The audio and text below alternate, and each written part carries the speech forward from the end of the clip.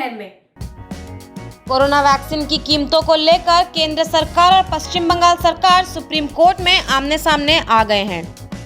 एक तरफ जहां पश्चिम बंगाल सरकार का कहना है कि केंद्र सरकार ने सालाना बजट में जितना पैसा कोरोना वैक्सीन के लिए अलर्ट किया था, अगर उसका इस्तेमाल हो जाता तो पूरे देश के लोगों को मुफ्त वैक्सीन दिया जा सकता था। वहीं केंद्र सरकार का कहना है कि अगर कीमत या बाजार को नियंत्रित किया गया तो इसका असर वैक्सीन के उत्पादन पर पड़ेगा।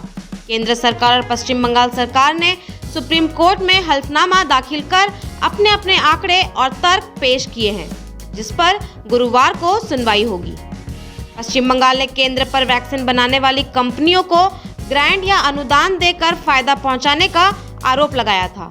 उनका कहना है कि अगर कंपनियों को वैक्सीन पर रिसर्च करने और उत्पादन करने के लिए सरकार ने पैसे दिए हैं, तो फिर वैक्सीन के लिए कीमत क्यों दी जा रही है?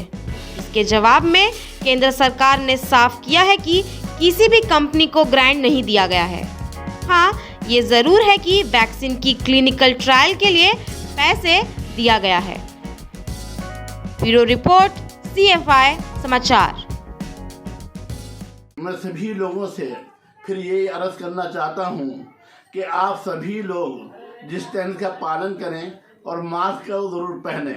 मैं मौलाना अंसार खान, जमशेदपुर, झारखंड। कोरोना से बचने के लिए आप सावधानी बरतें।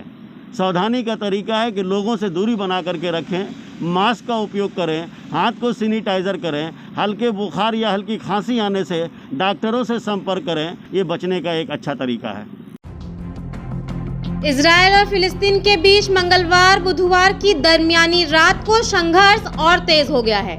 फिलिस्तीन की सत्ता पर काबिज आतंकवादी संगठन हमास ने इजराइल के हवाई हमले के ताजा जवाब में उस पर 130 से ज्यादा रॉकेट यहूदी देश की राजधानी तेल अवीव पर दागे हैं। इस मामले में गाजा में एक भारतीय महिला की भी मौत हो गई है।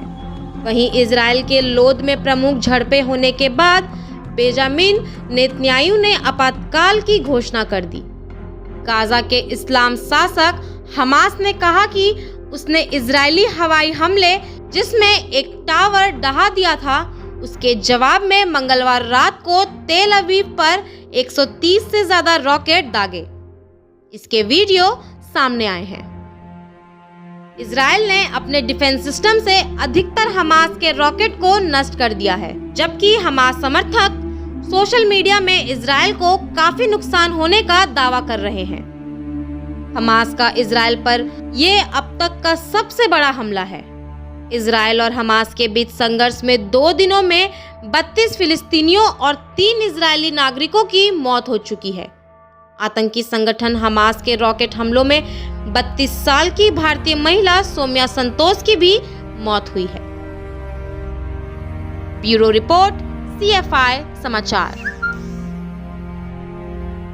मैं सभी लोगों से फिर यही अर्ज करना चाहता हूँ कि आप सभी लोग डिस्टेंस का पालन करें और मास्क को जरूर पहने। मैं मौलाना अंसार खान, जमशेदपुर, झारखंड। कोरोना से बचने के लिए आप सावधानी बरतें।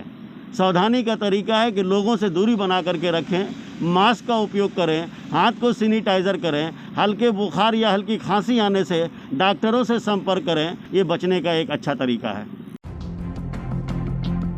देश में वैक्सीनेशन की कमी को लेकर सत्ता पक्ष और विपक्ष आमने सामने हैं। कांग्रेस, आम आदमी पार्टी समेत अन्य विपक्षी दलों ने केंद्र पर पर्याप्त वैक्सीन मुहैया नहीं करने का आरोप लगाया। विपक्ष के आरोप पर भाजपा नेता संबित पात्रा ने पलटवार किया है। संबित पात्रा ने कहा कि वैक्सीन पर विपक्ष भ्रम फैला रहा है। राहुल गांधी और केजरीवाल वैक्सीन पर झूठ बोल रहे हैं। पात्रा ने कहा कि लाइसेंस प्रक्रिया के तहत सभी देशों को टीका भेजा गया है। 14% वैक्सीन यूनाइटेड किंगडम को दिया गया है। वैक्सीनेशन विदेश भेजने के आरोपों पर संबित पात्रा ने कहा कि अभी तक 6.68 करोड़ वैक्सीन की डोज अन्य देशों को भेजी गई है। इनमें से 1.07 करोड़ मदद के तौर पर दी गई है।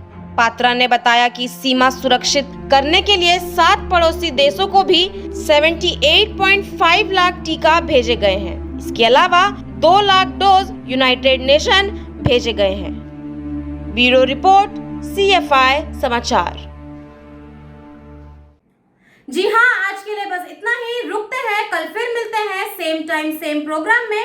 तब तक के लिए हमारे चैनल CFI समाचार को सब्सक्राइब करना ना भूलें। नमस्कार।